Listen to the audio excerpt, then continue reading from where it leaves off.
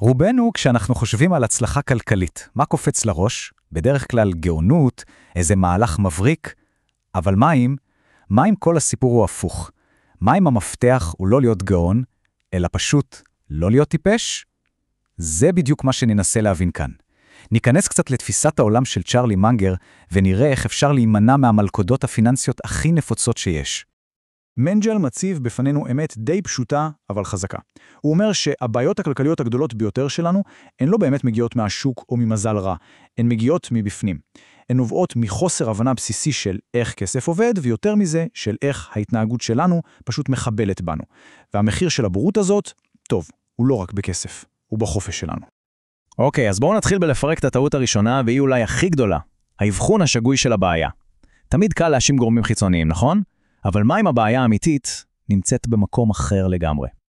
כולנו מכירים את התירוצים האלה, שמענו אותם, אולי אפילו השתמשנו בהם, אין לי מזל, אני לא מרוויח מספיק, אבל לפי מנגר כל אלה הם רק תסמינים. הבעיה האמיתית, השורש, נמצא הרבה יותר עמוק, בהטיות פסיכולוגיות, בהרגלים מזיקים ובטעויות התנהגותיות שאנחנו פשוט חוזרים עליהם שוב ושוב. במילים אחרות, האויב הכי גדול של ההצלחה הכלכלית שלנו הוא אנחנו. אז כדי לנצח בקרב הזה צריך קודם כל להכיר את האויב. ומנגר מזהה 4 כוחות פסיכולוגיים מרכזיים שגורמים לנו פעם אחר פעם לקבל החלטות פיננסיות הרסניות. אז בואו נכיר אותם: פחד, חמדנות, קנאה וביטחון עצמי מופרז. כל אחד מהם בדרכו שלו פשוט מערפל את שיקול הדעת שלנו. גורם לנו לפעול נגד האינטרסים ארוכי הטווח של עצמנו. נתחיל עם הראשון, הפחד. אותו רגש שהציל את אבות אבותינו מחיות טרף, הפך להיות קטלני בעולם ההשקעות המודרני. הפחד פשוט משתק אותנו. הוא גורם לנו לעשות את הדבר הכי גרוע שיש, למכור כשהכל צונח, להפסיק להשקיע בדיוק כשההזדמנות הכי טובות מופיעות. ופתאום אנחנו מוצאים את עצמנו מחזיקים רק מזומן, בזמן שהאינפלציה פשוט אוכלת אותו. הפחד הזה לוחש לנו באוזן שעדיף לא לעשות כלום, זה בטוח. אבל האמת היא שבטווח הארוך, המחיר של הפספוס הוא הרבה יותר כואב מכל הפסד זמני על הנייר. ועכשיו לצד השני של המטבע, החמדנות. כשהשווקים עולים והכל נראה ורוד ויפה, היא נכנסת לפעולה, ומשתיקה את כל קולות ההיגיון. חמדנות זה בדיוק כמו לשתות מי מלח. ככל ששותים יותר, נהיים צמאים יותר. היא גורמת לנו לשכוח לגמרי מסיכונים, לרדוף אחרי בועות, פשוט להמר עם החסכונות שלנו. היא כל הזמן לוחשת שאפשר להרוויח עוד קצת ועוד קצת, ומהר יותר אם רק ניקח עוד סיכון אחד קטן. הבעיה היא אף פעם לא אומרת מתי להפסיק. האויב השלישי, והוא אולי הרעיל מכולם, כי בניגוד לאחרים אין לו שום יתרון, שום צעד חיובי, אפילו לא קטן. קנאה. היא כל כך הרסנית כי היא מסיטה את כל הפוקוס שלנו מההתקדמות האישית שלנו למשחק השוואות שפשוט אי אפשר לנצח בו. השכן קנה רכב חדש, חבר עבר לבית גדול יותר, ופתאום כל מה שהשגנו מרגיש חסר משמעות. הקנאה הזו דוחפת אותנו להוצאות מיותרות, לחובות, והכל בשביל לשמור על איזו מראית עין. והאויב הרביעי והאחרון הוא אולי המסוכן ביותר, כי הוא תוקף דווקא את האנשים הכי חכמים. ביטחון עצמי מופרז. זאת האמונה הזאת שאפשר להרים על השוק. תראו, זאת נקודה מכריעה. אינטליגנציה בלי ענווה הופכת לנשק נגד עצמנו.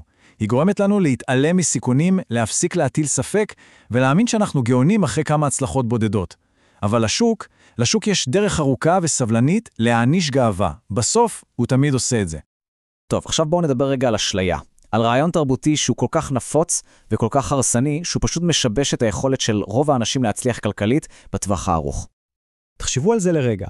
מכל הרעיונות הגרועים שקיימים סביב כסף, מהו האחד שהרס הכי הרבה הון, הכי הרבה משפחות, לאורך ההיסטוריה? התשובה היא פשוטה באופן מחריד. כסף קל. ההבטחה הזאת להתעשרות מהירה, בלי מאמץ, היא המלכודת הכי עתיקה בספר.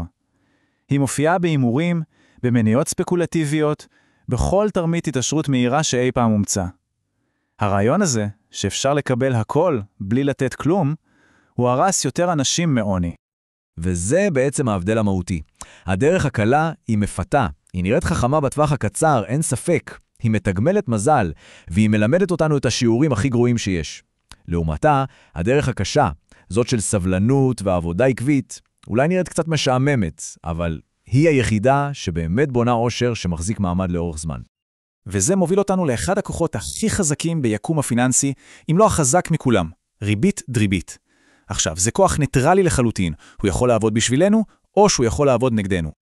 כשהיא עובדת בשבילנו, התוצאות פשוט מדהימות.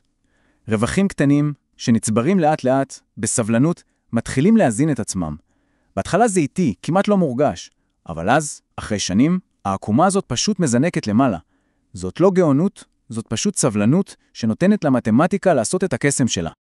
אבל, וזו הזרה ממש חשובה, הכוח הזה עובד בדיוק אותו דבר גם בכיוון ההפוך. חובות עם ריבית גבוהה, כמו באשראי, מצטברים נגדנו באותה מהירות מסחררת. כל שקל של ריבית שמשלמים הוא שקל שלא עובד בשבילנו. הרגלים רעים, הוצאות קטנות, כל אלה מצטברים לכדי נזק עצום. למתמטיקה, אתם יודעים, לא ממש אכפת אם זה טוב או רע. אז איך מחברים את כל החלקים האלה יחד? זה מביא אותנו למטרה הסופית, והיא לא רק להיות חכם עם כסף, אלא להגיע לחוכמה פיננסית. ויש הבדל. יש הבדל עצום, באמת עצום, בין אינטליגנציה לחוכמה.